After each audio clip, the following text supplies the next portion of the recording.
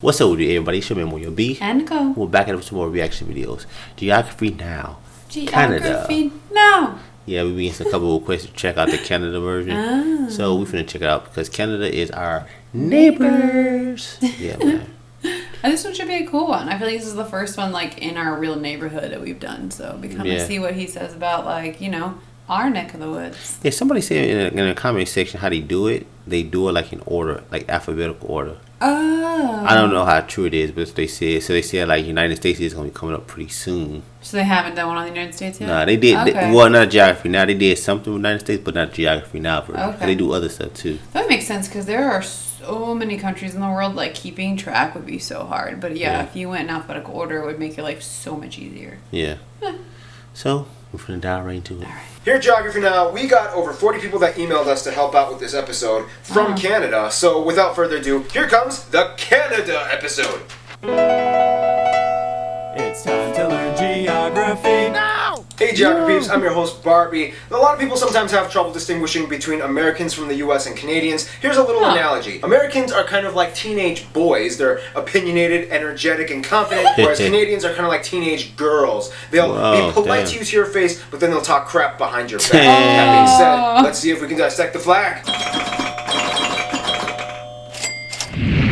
The flag consists of a red field with a white square in the middle. In the middle of the entire flag lies a single 11-pointed red maple leaf. Red symbolizes the sacrifice during both world wars, and the white symbolizes the peace, tranquility, and neutrality of the country. The maple leaf has historically been a symbol of Canada for centuries, even during British rule. Some Canadians will tell you the 11 points symbolize the provinces, and the last one being for the territories, but that's not really true. That's just kind of how the leaf looks. Also keep in mind, Quebec would much rather fly this flag instead of the maple leaf, but we'll discuss more about that in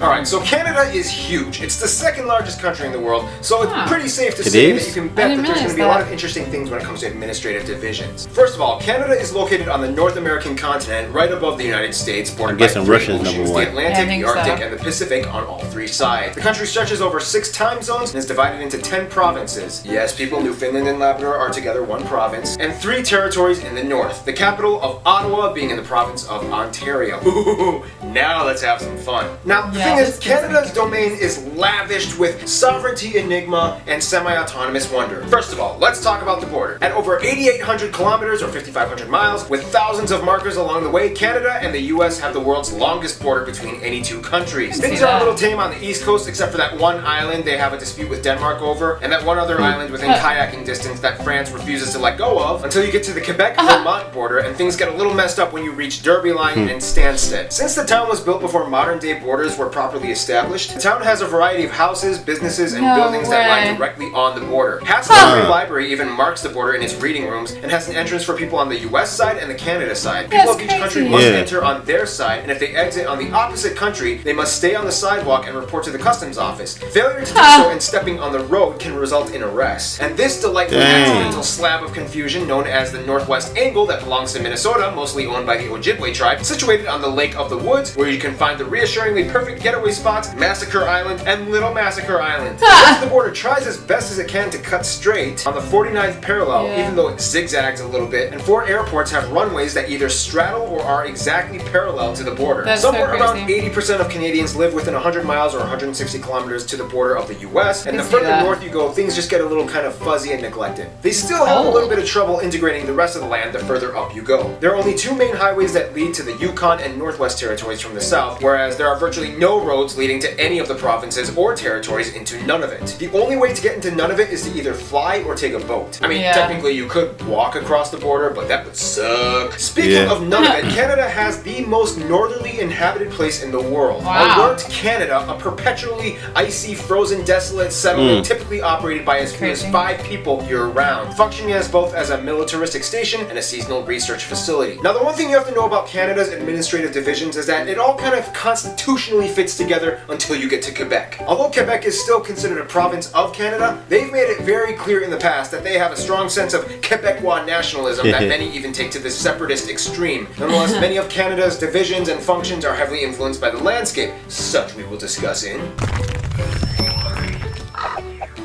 Okay, so once again, Canada is huge and often referred to as the Great White North. However, not all of Canada is a chilly Arctic tundra. First of all, Canada's physical features are built with a strange yet complementary mix of geological and meteorological, yes, that's a word, meteorological facets. Looking at Canada, one of the most notable features that sticks out would have to probably be the Hudson Bay. The second largest bay in the world after the Bay of Bengal, and the largest bay that freezes over in winter. This bay provides a drainage basin that hydrates about half of the entire country and a little bit of the northwest of the US. The strange thing is that the Hudson Bay actually sits on a gravitational anomaly in which gravity here is actually a little bit lower than the rest of the planet's average. It has to do with some kind of sciencey reason about ground convection and ice melt rebound, yada yada yada. Hey guys, want to lose some weight? Try the new workout and diet trend, Hudson 90X. Our diet and workout plan includes going to the Hudson Bay! No, but seriously, almost nobody lives along the Hudson Bay. It's almost impossible to build roads with the rugged, splotchy rock landscape with too many ponds and lakes getting in the way for any straight highway to be built. Speaking of which, at around 2 to 3 million, it's actually speculated that around 60% of all the world's lakes and about 30% of all the world's fresh water can be found in Canada. Tap water can actually have better quality than bottled water in Canada. This has to do largely with the domineering, freckly crevice zone that takes up about half of the entire country, the Canadian Shield. The Canadian Shield is a wide plateau of exposed Precambrian igneous rock that harbors little soil and vegetation, but offers a glory field of mining. Canada has some of the world's richest deposits of metal ores like nickel, gold, silver, and copper. 2/3 of all the cesium in the world comes from one mine in Manitoba, Burnick Lake. Fun little side note, Canada has the world's largest third-order lake island. That's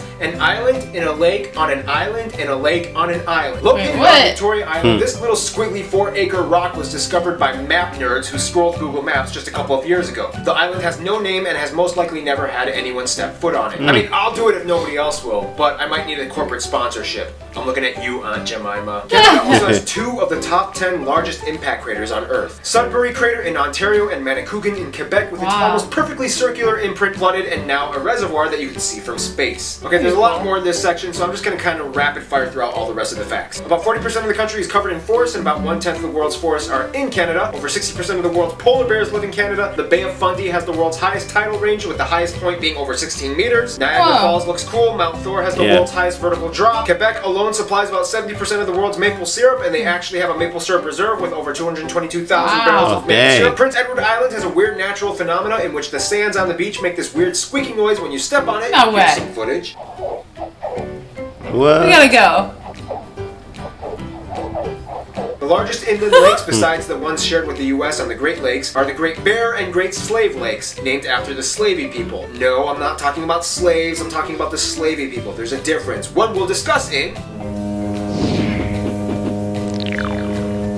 Canada is one of those places where everybody kind of fits in, but there's always a little bit of gossip going around every corner. First of all, Canada has about 35 million people, making it one of the least densely populated places on Earth, about 3/4 of whom identify as white. Asians make up about 14%, natives and aboriginal peoples make up a surprising 5%, blacks at 3%, Latinos at 2%, and the rest are just kind of everything else. Now again, Canada's population takes another turn because in addition to ethnicity, Canada also has linguistic groups. About 1 out of every 3 Canadians either speaks French fluently or understands enough to get by. The whole Quebec thing kind of plays a paramount role in Canada's societal operations. They kind of have to work really hard to make sure that this one province cooperates. Also, keep in mind, Quebec isn't the only place in Canada where French is spoken. Communities in Ontario, Manitoba, and especially the Maritime Province like Newfoundland, New Brunswick, and Nova Scotia have huge communities of French speakers. The difference though is that these French speakers have an even deeper level of segregated culture. Many people in the Maritime Provinces have a unique Acadian French culture that differs from Quebec. Fun side note, the Cajun people of the US in Louisiana are generally descended from the Acadian people that were expelled and deported from these provinces by the British in the 1700s. Back then, the Louisiana Purchase didn't happen yet, so all of this area was still French. Yada yada yada, they came over and invented gumbo. So that's why Cajuns speak French, America, because Canada! Nonetheless, about 1 out of every 5 Canadians was born outside of Canada, making Canada pretty diverse, especially by US entertainment quota standards. Alright, toss in a black guy, an Asian girl, why not throw in one of those Indian guys? Those people are trending these days, but make sure the lead is a handsome, attractive, rugged white guy. And this is where I want to make the geography now spotlight. Canada has a somewhat shrouded community of under-highlighted individuals that typically go unnoticed, even by Canadians. Sure, we can talk about Toronto, Vancouver, heck, even Calgary has some chips on the table, but but nobody really gives these guys a chance. So Yukon, Northwest, none of it, I'm putting you guys on display. Altogether, the population of all three of these territories is only about 110,000 people, making it the most sparsely populated area of all of Canada. First of all, Indigenous peoples of Canada number about 850,000 and altogether have about 630 reservations speckled throughout the entire country. The largest reserves are located in these territories. Indigenous people in Canada are generally categorized into three separate groups. The First Nations, the Métis, and the Inuit. The Métis are mixed-race Indigenous, the First Nations are generally southern tribes that typically live in forested areas, and the Inuit are straight-up Arctic folk. Here's how you can kind of distinguish the three territories. Yukon is predominantly white, the Northwestern Territories has a lot of First Nation tribes, like the Slavey people who can be found close to the Great Slave Lake, although many of them prefer to be called the Dene. Cool side note, the Navajo tribe in the US to some extent trace their heritage to these people. See how everything is connected, people? Finally, we reach Nunavut, which is almost exclusively Inuit. The Northwest Territories and Nunavut actually used to be part of the same territory, but then in 1999, Nunavut was like, I ain't having none of it, and became its own thing. No, but seriously, Inuit culture is one of the most underrated and culturally fascinating things you'll ever encounter. They speak Inuktitut, a cousin of the Greenlandic language. They can pretty much understand each other, and they have their own written script that you can find on street signs and traffic posts. They have a long history of vibrant traditions, rituals, games, music, and even cuisine. If you ever come here, make sure you try some whale blubber and watch a throat game song which looks like this. What a great way to make friends. Which takes us to... Canada is friends with everyone. The end.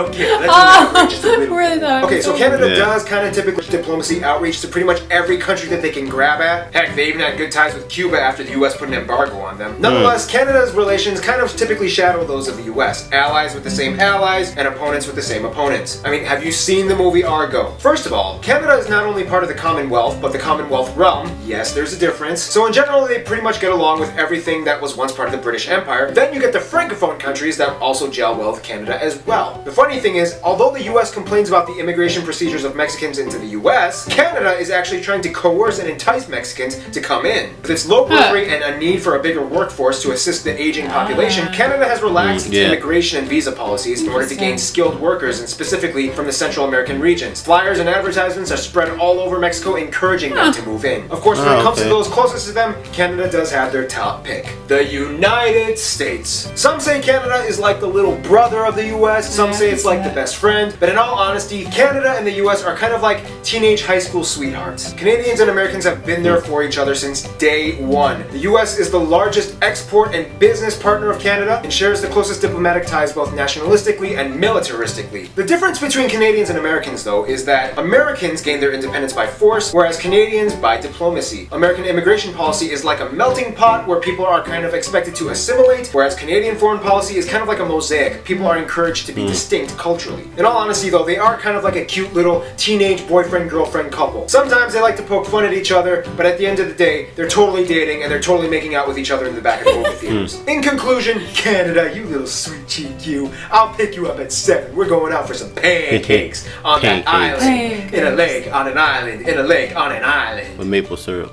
Stay tuned, Cape Verde is coming up next. Yeah, it was entertaining. I really enjoyed that one. Like I said, it was cool to see one that was like our neck of the world. Yeah, it was. I mean, we had the South American one, but this was closer to home. They had like what? They got the most polar bears? Oh yeah, most of the polar bears live up there. I mean, the only reason why they probably don't have all, I mean, there are, I think, maybe some in northern Russia, I think, but also Alaska, which is technically the United States, so that's why. But yeah, the Inuit tribe, like I know some people who've been up there, and there's a lot of polar bears up in their area for sure. Yeah, definitely a good one, man. Like you said, it was great watching one from my neck of the woods. Yeah, no, I really enjoyed watching our neighbors. Good. Yeah. It's crazy they don't got like 35 million people up there. Well, that's just because so much of their land mass. So much land, Right, that's what we're saying, like those top 3 like territories don't have a lot of people. It was only like 110,000 people. Yeah. Because it becomes so cold and so harsh and stuff. And that's why I think a lot of the people that do live up there are indigenous, so they've been doing it for centuries. I kind of wonder, like, how cold, like, is it colder than Finland? Because Finland, like... when you get really far north, I think so. If we looked at a globe, I think that it is further north than Finland. Okay. Parts of it. Only when you get really far north in Canada, I think. Yeah. Because you technically, that's what he was saying. Like, their northern borders touch the Arctic Ocean. Yeah. So you're in the Arctic. Yeah, like, cold, you're, yeah. like, it's cold. Crazy. Yeah. Yeah, we definitely enjoyed it. We're about to go to the end of this video. If you want to support our channel, check out our links to our Streamlabs. It's going to be in the pinned comment in our description. Leave your special video request there. Thanks in advance for your support.